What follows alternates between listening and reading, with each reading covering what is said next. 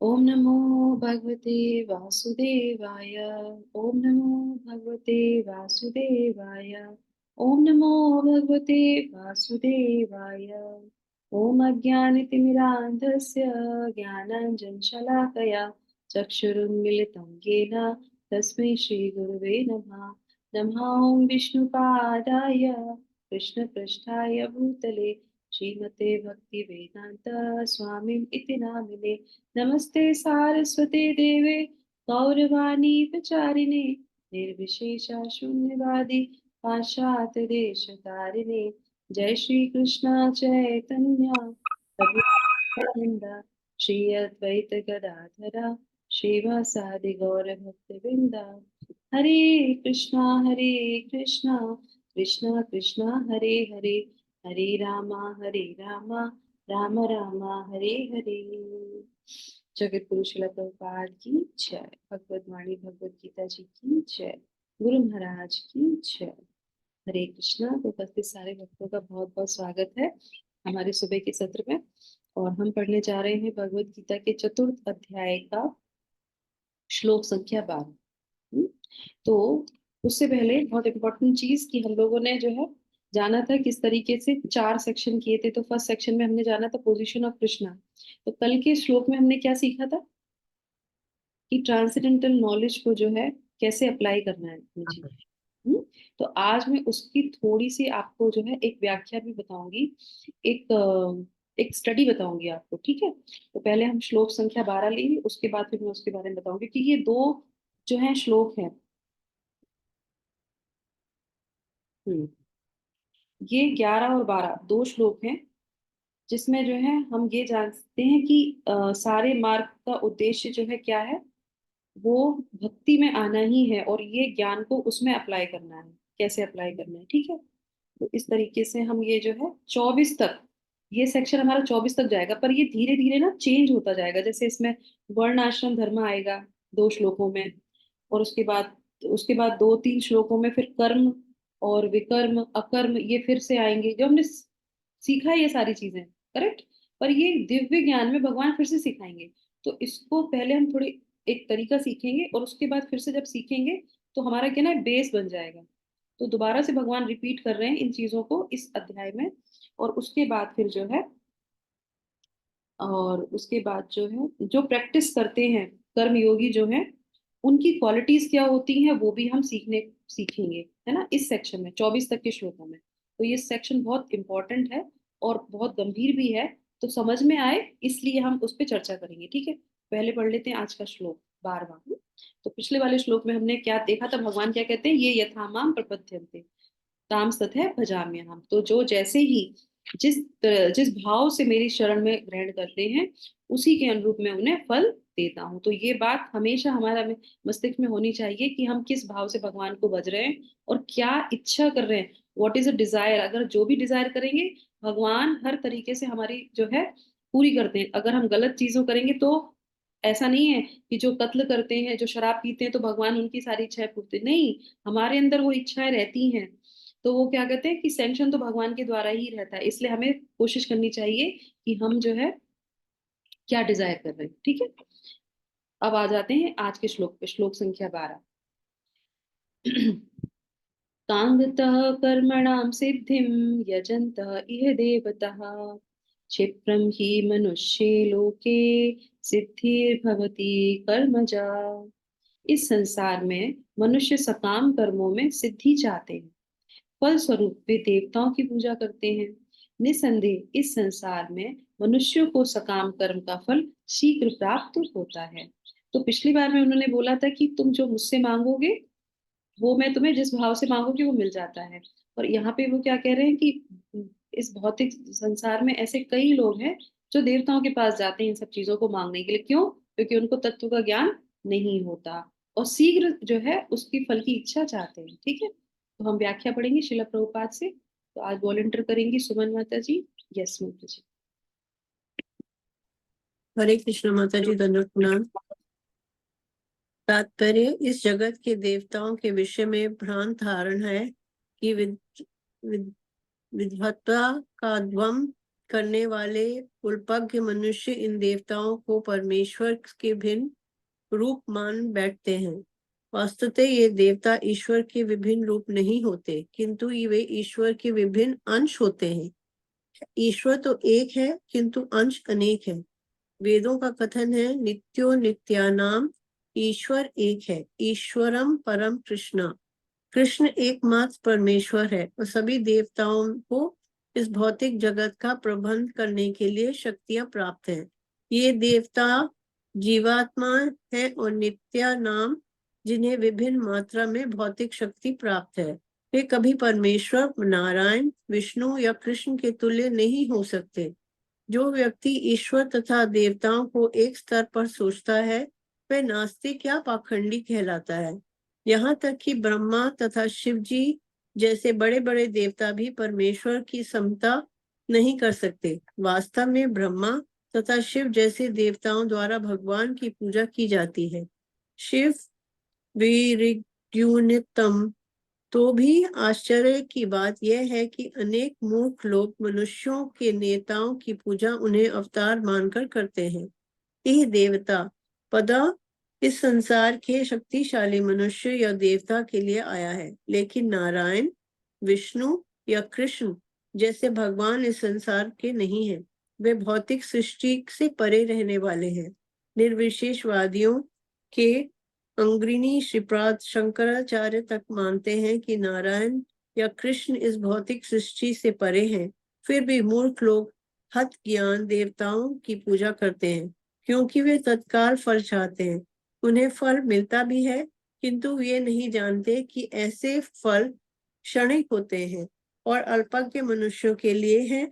बुद्धिमान व्यक्ति कृष्ण भावना अमृत में स्थित रहता है और उसे इस किसी तत्काल क्षणिक लाभ के लिए किसी तुच्छ देवता की पूजा करने की आवश्यकता नहीं रहती। इस संसार के देवता तथा उनके पूजक इस संसार के संहार के साथ ही विनष्ट हो जाएंगे। Hare Krishna. Thank you so much माता जी। ओके, किरण माता जी, आधा आप पढ़ लीजिए।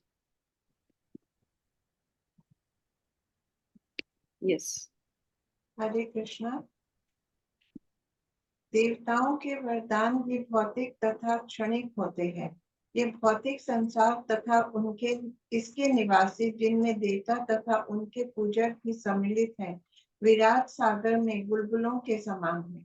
किंतु इस संसार में मानव समाज क्षणिक वस्तुओं यथा संपत्ति, परिवार तथा भोग की सामग्री के पीछे पागल रहता है। ऐसे क्षणिक वस्तुओं को प्राप्त करने के लिए लोग देवताओं की या मानव समाज के शक्तिशाली व्यक्तियों की पूजा करते हैं। यदि कोई व्यक्ति किसी राजनीतिक नेता की पूजा करके सरकार में मंत्री पद प्राप्त कर लेता है, तो वह सोचता है कि उसने महान वरदान प्राप्त कर लिया है। इसलिए सभी व्यक्ति तथा कथित नेताओं को साष्टांग प्रणाम करते हैं, जिससे वे क्षणिक वरदान प्राप्त कर सके, और सचमुच उन्हें ऐसी वस्तुएं मिल भी जाती हैं। ऐसे मूर्ख व्यक्ति इस संसार के कष्टों के स्थायी निवारण के लिए कृष्ण भावनामृत में अभिरुचि नहीं दिखाते। वे सभी इंद्रिय भोग के पीछे दीवाने रहते हैं और थोड़े से इंद्रिय सुख के लिए वे शक्ति प्रदत्त जीवों की पूजा करते हैं, जिन्हें देवता कहते हैं। ये श्लोक इंगित करता है कि विरले लोग ही कृष्ण भावनामृत में रुचि लेते हैं। अधिकांश लोग भौतिक भोग में रुचि लेते हैं। फलस्वरूप वे किसी न किसी शक्तिशाली व्यक्ति की पूजा करते हैं। हरे कृष्णा माता जी। थैंक यू सो मच सुमन माता जी, किरण माता जी। हरे कृष्ण। बहुत सुंदर। तो इस पे व्याख्या करने की तो बिल्कुल आवश्यकता नहीं है, क्योंकि श्रील प्रभुपाद ने एकदम साफ साफ बताया है कि हमें किसकी पूजा करनी चाहिए, भगवान कृष्ण की। क्योंकि भगवान कृष्ण ईश्वरा परमा कृष्णा, एक वो ही है। और जिनकी पूजा कौन करते हैं, जिनकी आरती ब्रह्मा जी करते हैं। हमने सुना था जगन्नाथ जी की स्टोरी में, है ना, कि सबसे पहले जब जगन्नाथ जी आते हैं तो उनकी सबसे पहले आरती कौन करता है, ब्रह्मा जी करते हैं, है ना। शिव ब्रह्मा ये सभी देवता उनकी स्तुति करते हैं। और एक साधारण सी बात है कि जब हम कृष्ण भगवान के दर्शन करने जाते हैं, नारायण के दर्शन करने जाते हैं, विष्णु के दर्शन करने जाते हैं, सारे देवी देवता वहां पे उपस्थित होते हैं। हमें अलग से देवी देवताओं की पूजा करने की आवश्यकता नहीं होती है। पर क्यों कहते हैं? क्योंकि हमें ज्ञान नहीं है, शास्त्रों में क्या लिखा है वो ज्ञान न होने की वजह से हम अभी तक देवी देवताओं की पूजा करते हुए आ रहे थे। और उससे भी लास्ट में जो ये एक लाइन है वो मैं यहाँ पे हाईलाइट कर रही हूँ। आप लोग बहुत समझदार हैं, किसी का नाम लेने की मुझे आवश्यकता नहीं है। यह श्लोक इंगित करता है कि विरले लोग ही कृष्ण भावना, सॉरी उससे ऊपर, और थोड़े से सुख इंद्रिय के लिए वे शक्ति प्रदत्त जीवों की पूजा करते हैं। शक्ति प्रदत्त जीव, हमारे आज के समय में भी आप देख सकते हैं ऐसे कई लोग हैं जो ऐसे लोगों की पूजा करते हैं जो भगवान है ही नहीं। भगवान तो छोड़िए, वो देवता भी नहीं है, पर देवता बना दिया है किसने? हमारी पूजा पाठ। आप सब समझदार हैं मैं किसकी तरफ इशारा कर रही हूँ। हमें ऐसा कार्य नहीं करना चाहिए। क्यों? अगर ऐसा हम करते हैं तो हम अपराध करते हैं भगवान के प्रति। उनके साथ उन्हीं को ऑल्टर में बिठाना तो बहुत ही गलत है। हमें कभी नहीं बिठाना चाहिए उस पोजीशन पे, हमें किसी को भी स्थान नहीं देना चाहिए। तो इसीलिए, और जो बहुत बुद्धिमान होते हैं, कृष्ण भक्ता बड़ा चतुर। बड़ा चतुर का मतलब क्या? इसलिए चतुर इसलिए है क्योंकि वो जो है एसोसिएशन ऑफ डिवोटी से उसको पता चल गया कि भगवान कृष्ण ही जो है, शिव की जो पूजा करते हैं, माँ दुर्गा की जो पूजा करते हैं, उन पे बड़ी असीम कृपा होती है कि वो जो है हमेशा आपके आध्यात्मिक जीवन में आगे जाते जाते भगवान कृष्ण से मिल जाएंगे। ये मेरे खुद का अनुभव है कि जो शिव की और दुर्गा माँ की जो पूजा करते होंगे निस्वार्थ, वो उनका धर्म है कि वो उनको भगवान कृष्ण से मिलाएंगे ही मिलाएंगे। ये ध्यान रखिएगा आप हमेशा। या जिसकी भी आप पूजा करते हैं, जो भी देवी देवता की आप पूजा करते होंगे निस्वार्थ, तो वो देवी देवता आपको तुरंत जो है उस कृष्ण भगवान से मिला देंगे। ये आप अपने जीवन में अनुभव कर सकते हैं। चलिए, तो अब मैं आपको एक जो है स्टडी बता रही हूँ थोड़ा सा। एक्चुअली में अगर बोर्ड होता, कुछ होता, तो मैं आपको एक डायग्राम बना के सिखा सकती थी, पर अभी मुझे उतना चीजें नहीं पता है व्हाइट बोर्ड इसमें कैसे यूज करना है। धीरे धीरे वो भी सीख जाएंगे। ठीक है, तो मैं आपको जो बताती जाऊँ आप उसको जो है या तो अपने पेन से बनाइए और एनालाइज कीजिए कि हाँ मैं आपको ऐसे बता रही हूँ। ठीक है, आपने आइसबर्ग देखा है ना, एक आइस का टुकड़ा। जब हम उसको, या तो आप उसको कप में डालें, गिलास में डालें, या समुद्र में देखिए, कहीं पे भी आप जब उसको देखते हैं तो आधा आपको दिखाई देता है ना? आधा ऊपर और आधा नीचे होता है कि नहीं होता है? कभी भी बर्फ का टुकड़ा कभी ऊपर ऊपर तैरता है क्या? नहीं ना। आधा अंदर रहता है, आधा बाहर रहता है, करेक्ट? रहता है कि नहीं रहता? तो उसी को आज हम समझेंगे। तो जो बर्फ का टुकड़ा जो आधा नीचे रहता है, आप मान लीजिए उस बर्फ के टुकड़े के हमने 4 विभाग किए। कितने किए? 4। तो नीचे से शुरू करते हैं। तो नीचे वाली सतह जो है उसको हम नाम देते हैं किसका? पर्पस।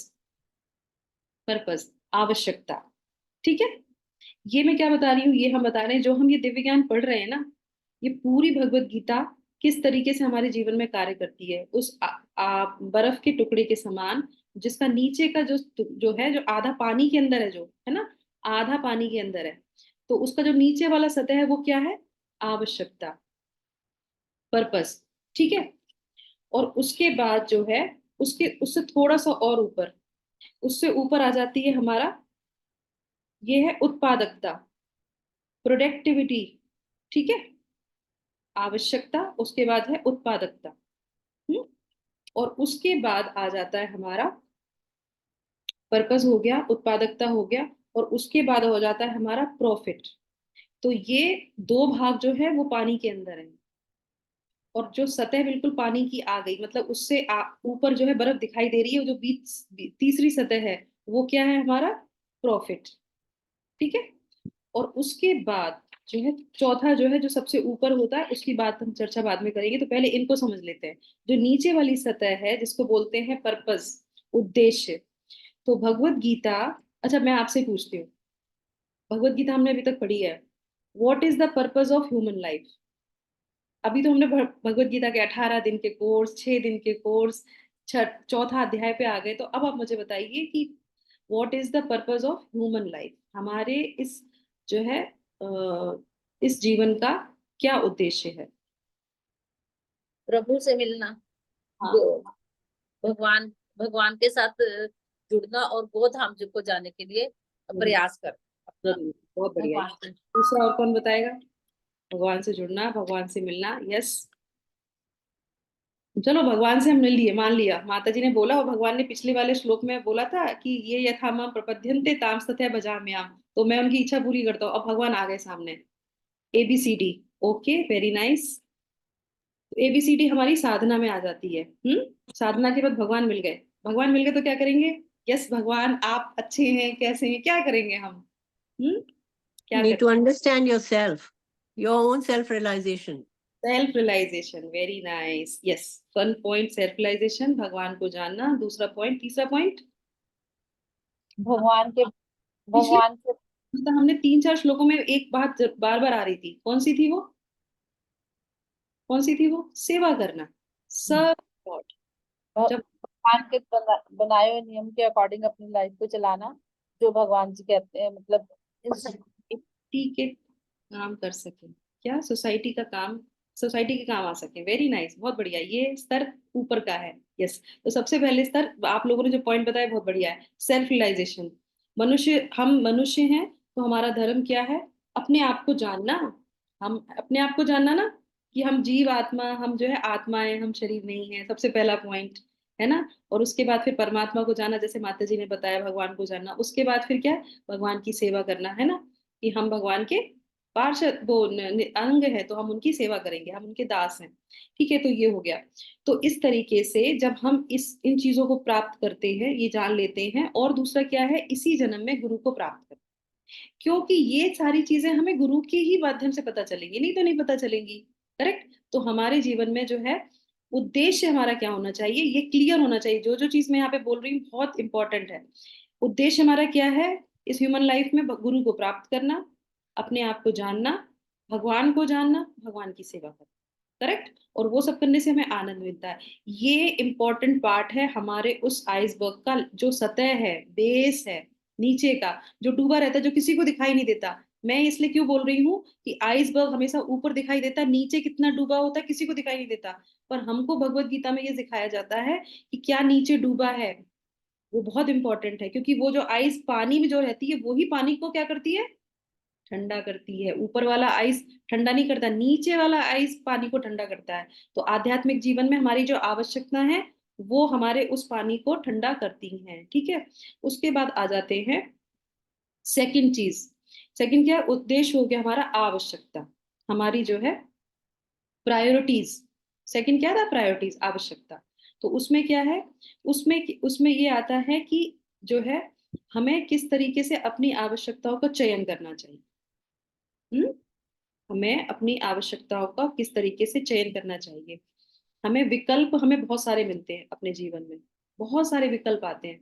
हमें कौन से विकल्प को ग्रहण करना है, ये इतने सारे ऑप्शंस आते हैं। तो जब हम प्रायोरिटीज हमें पता चल जाए, तो हमें जब हमें पर्पस पता चल जाता है लाइफ का, तो हमारी चॉइस बदल जाती है ना।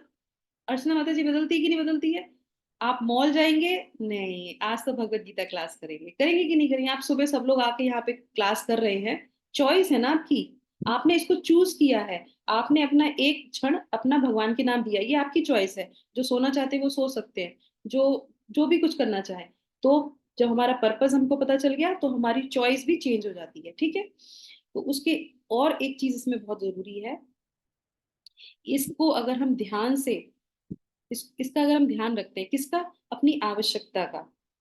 अपनी आवश्यकताओं को अगर हम ध्यान रखते हैं, तो हमें क्या होता है? आंतरिक रूप से हमें ये जो है सहायता मिलती है। आंतरिक रूप से हमको शांति प्रदान होती है। ये आंतरिक रूप से हमारा सहयोग करता है। क्या?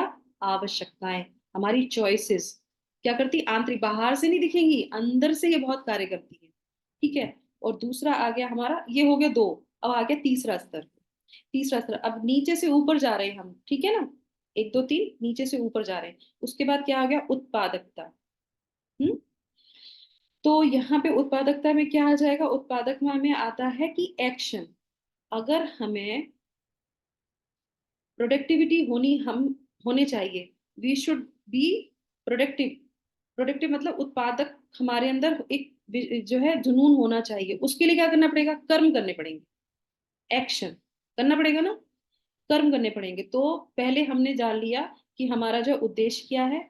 उसके बाद जानने लगे हमारा हमने चयन क्या किया है, हमने किन चीजों को चुना है अपने जीवन में, और उसके बाद चयन करने के बाद अब उस पे हमें क्या करना पड़ेगा, एक्शन करना पड़ेगा।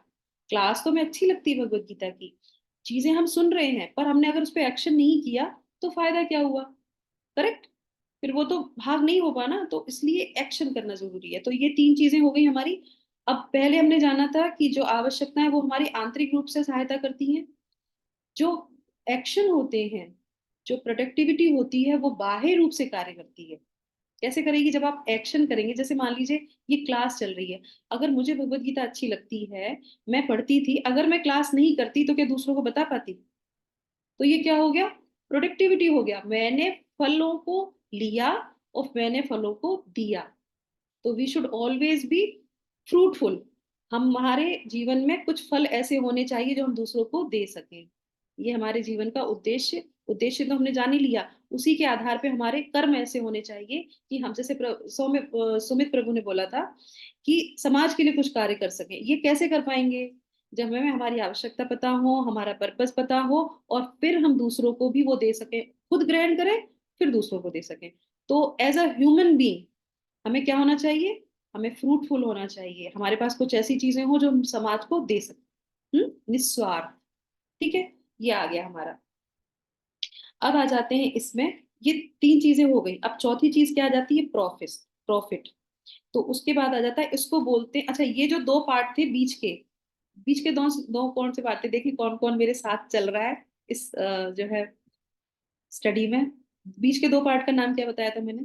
प्रोडक्टिविटी, प्रोडक्टिविटी और मतलब ये वो प्रायोरिटी। हाँ Yes. पहले था प्रायोरिटी या प्रोडक्टिविटी? पहले प्रायोरिटी। पहले प्रायोरिटी फिर प्रोडक्टिविटी। और ये दोनों ही किस में आते हैं, ये दोनों यज्ञ में आते हैं। भाई आपको अगर जो है आवश्यकता है किसी की, आप चूज करेंगे तो आप क्या करते हैं, यज्ञ करते हैं। यज्ञ का मतलब क्या होता है, तपस्या करना। मतलब किसी अच्छी चीज जो आपको अच्छी लगती थी उसको भी आप छोड़ रहे हैं, यज्ञ कर रहे हैं कि नहीं कर रहे हैं, तपस्या कर रहे हैं कि नहीं कर रहे हैं। तो ये दोनों ही आपके किस में आते हैं, यज्ञ में आते हैं। जैसे सुबह उठ के क्लास करना आसान नहीं है, करेक्ट? क्लास को सुनना थोड़ा आसान हो सकता है, क्योंकि कैमरा बंद करके आराम से सुन सकते हैं, तकिया लगा के लेट के आराम के सुन सकते हैं, पर जो बोल रहा है क्लास को वो तो ऐसा नहीं कर सकता ना। तो तपस्या तो है कि नहीं है, आधे घंटे की है पर है तपस्या, मानते हैं कि नहीं मानते हैं? तो ये दोनों आ जाते हैं यज्ञ में, ये आ जाते हैं तपस्या में। अब ये दोनों चीजें जब हम करते हैं भगवान के लिए, अपने जीवन को समझते हुए, तो भगवान हमें क्या देते हैं, वो आ जाता है प्रॉफिट। अब आ गए हम पानी से ऊपर।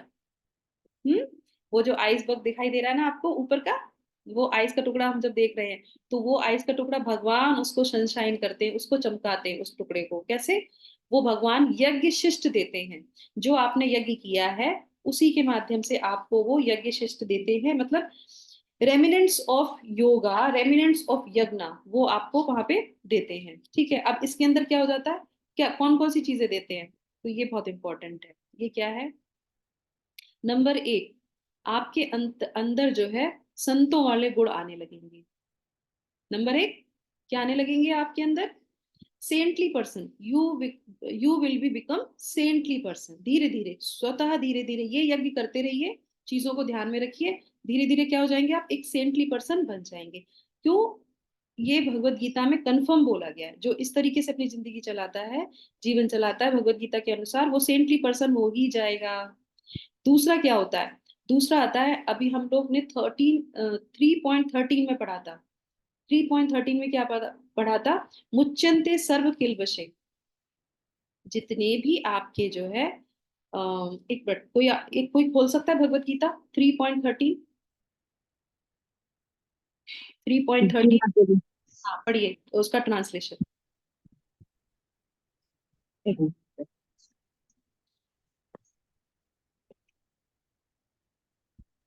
थ्री पॉइंट थर्टीन जी माता। तात्पर्य, यह श्लोक भगवत गीता के प्रयोजन को, ट्रांसलेशन पढ़ना है माता जी। Translation, yes. अतः हे अर्जुन, अपने सारे कार्य को मुझ में समर्पित करके मेरे पूर्ण ज्ञान से युक्त होकर, लाभ की आकांक्षा से रहित, स्वामित्व के किसी दावे के बिना तथा आलस्य से रहित होकर युद्ध करो। ये कौन सा पढ़ा आपने? माताजी तीसरे अध्याय का 30वां। मैंने कहा 30। 13 है। अच्छा, इसमें 13। भगवान के भक्त सभी प्रकार के पापों से मुक्त हो जाते हैं, क्योंकि वे यज्ञ में अर्पित किए भोजन प्रसाद को ही खाते हैं। Yes. अन्य लोग जो अपने इंद्रिय सुख के लिए भोजन बनाते हैं, तो वे निश्चय रूप से पाप खाते हैं। हरे कृष्णा। तो क्या होता है, वो सारे पापों से दूर हो जाते हैं। क्यों? क्योंकि वो भगवान का प्रसाद खाते हैं, यज्ञ करते हैं। ठीक है ना? यज्ञ करते हैं तो भगवान क्या कहते हैं कि वो सबसे हो जाएंगे, और दूसरे लोग क्या है, वो पाप के ही भागीदार रहेंगे। तो क्या होता है, मुच्यन्ते सर्व किल्वशे, वो सारे पापों से दूर हो जाते हैं। तो हमें दो चीजें मिल गई, एक तो सेंटली पर्सन हो जाता है वो व्यक्ति, ऊपर से क्या होता है, वो सारे पापों से दूर हो जाता है। और इस तरीके से जो है, जो अंदर की जो सारी अशुद्धियां होती हैं, है ना, अंदर हम लोग पाप खाते रहेंगे तो क्या है, वो हमारे जो 6 विकार हैं अंदर से, जो हमारे शत्रु बैठे हैं, वो पोषित हो जाते हैं। तो वो सब जो है धीरे धीरे उनसे हम मुक्त होने लगते हैं। ठीक है, ये हो गया। उसके बाद जो है तीसरा क्या हो जाता है, अमृत भुजा। फर्स्ट हो गया, संत बन जाते हैं, है ना, सेंटली पर्सन हो जाते हैं, मुच्यन्ते सर्व किल्बिषे हो जाते हैं, सारे पापों को विनष्ट हो जाता है। उसके बाद होते हैं अमृत भुजा, यानी कि अमृत भुजा का मतलब क्या है, हर पद पे, हर पल में, हर क्षण में आप अमृत का स्वाद लेते हैं कि नहीं लेते हैं? ये धीरे धीरे पता चलेगा आपको, हर जगह जो है अमृत का स्वाद लगेगा। आपको बाहर की दुनिया से कोई लेना देना नहीं रहता, मतलब लेना देना नहीं, आप उसी दुनिया में रहते हैं, पर आपको उसका प्रभाव नहीं पड़ता, पड़ेगा ही नहीं। कोई लोग इतनी एंजाइटी में रहते हैं, पर कृष्ण भक्त इतने खुश रहते हैं। मान लीजिए आप एटीएम गए, अब तो लोग नहीं जाते क्योंकि फोन पे सब इस्तेमाल करते हैं, एटीएम गए, लंबी सी लाइन लगी है, अब उनको बहुत जल्दी है कि पैसे निकालना है। पर जो कृष्ण भक्त होगा वो क्या करेगा, लाइन में खड़ा खड़ा कहेगा, हरे कृष्णा, अरे एक दूसरी धुन लेख लेते हैं हरे कृष्णा की, अरे आज ये चीज याद आ गई, भगवान का कुछ श्लोक याद आ गया, नरसिम्हा आरती याद आ गई, लगे हैं वो अपने गाने में। गाड़ी चला रहे हैं तो भी बहुत खुश हैं, सुबह उठे हैं जपा करने बहुत खुश हैं, पूरा दिन उन्होंने अपना कृष्ण भावनामृत में निकाल दिया, सोते समय बहुत खुश है, भगवान का याद करके सो गए, और सुबह उठे, अरे मंगला आरती करनी है, चलो चलो चलो जल्दी चलते हैं भगवान के दर्शन करने। स्वतः ही वो हर क्षण में अमृत लेते हैं, उनको बर्डन नहीं लगता, उनको अमृत का स्वाद लगने लगता है। जैसे हमारे बड़े बड़े आचार्य हैं, बड़े बड़े महाराज हैं, ये क्या रहते हैं, हर पल में जो है, हर क्षण में जो है, भगवान को देखते हैं और उसका स्वाद लेते हैं, अमृत लेते हैं। करेक्ट? तो इस तरीके से ये हो जाता है। अब आ जाते हैं यहाँ पे, ये तीसरा हो गया। चौथा क्या है कि यान्ति ब्रह्म सनातन सनातनम। यहाँ पर भगवान देखते हैं, ये लास्ट का पॉइंट आ गया हमारा। तो यहाँ पे भगवान देखते हैं कि किस तरीके से आप इसी भौतिक जगत में रह के कितना स्ट्रगल करते हुए दृढ़ प्रतिज्ञ होके मेरे पाथ पे आगे बढ़ गए। ये कौन देख रहा है?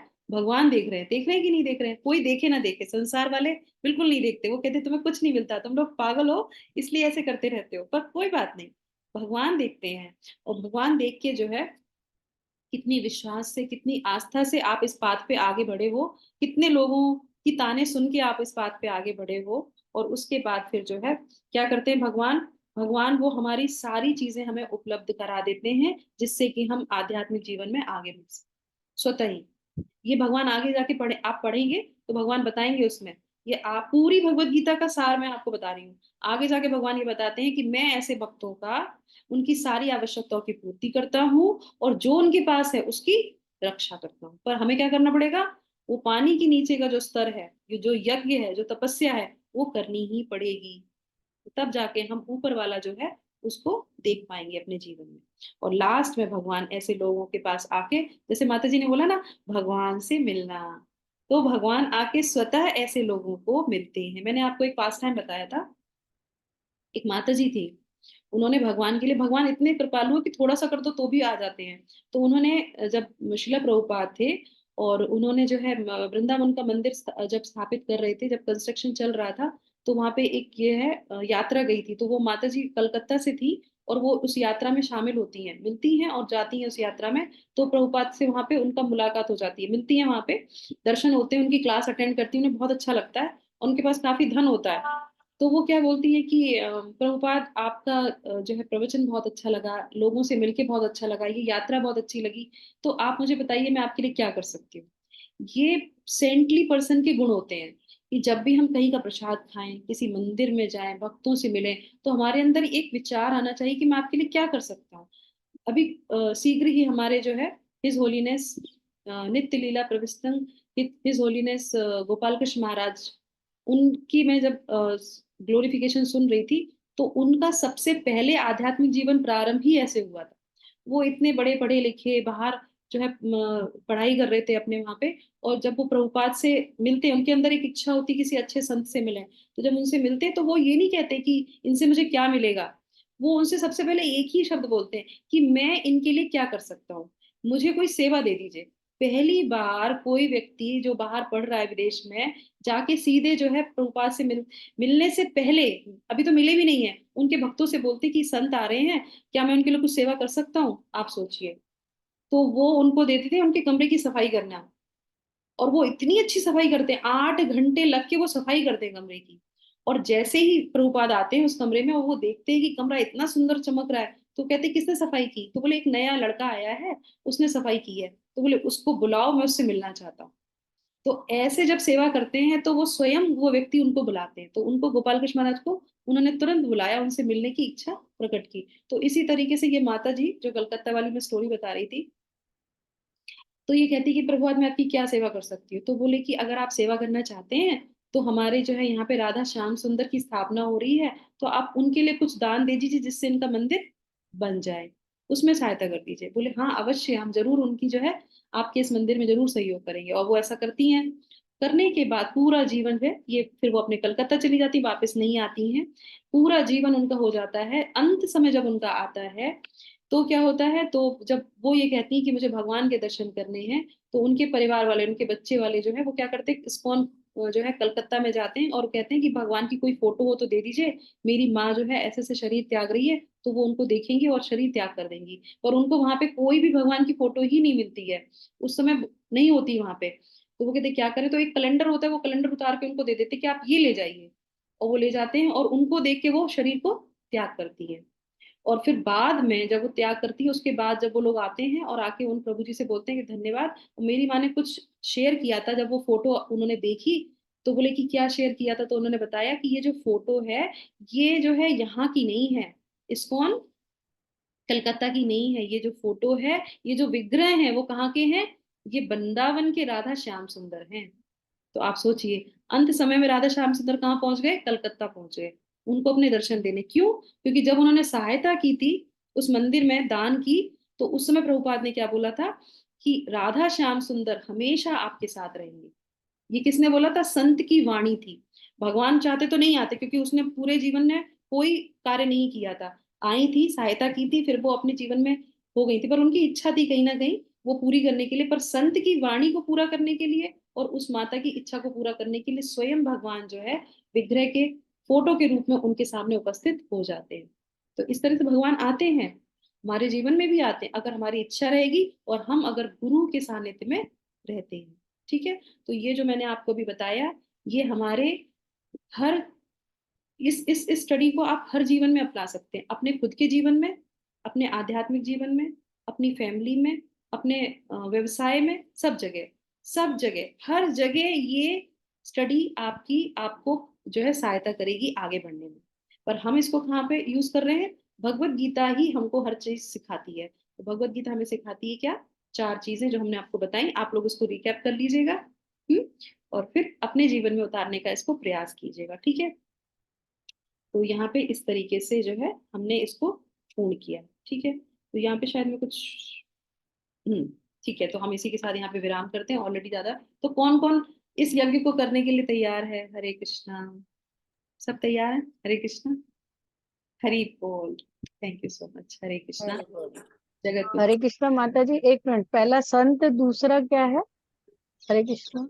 हाँ, संत होते हैं और उसके बाद जो है मुच्यन्ते कल किल विषय, वो हमारे सारे पापों का विनाश कर देते हैं। तीसरा अमृतपान, और चौथा? चौथा जो है यान्ति ब्रह्म सनातनम। भगवान हरे सारी मनोकामनाओं को पूर्ण करते हैं, जो हमारे पास है उसको, उसकी रक्षा करते हैं, और लास्ट में भगवान स्वयं आके दर्शन भी देते हैं, मिलते भी हैं। ठीक। हरे कृष्णा माता जी। थैंक यू माँ। कृष्ण। हरे कृष्णा माता जी, मुझे ना एक आपसे पूछना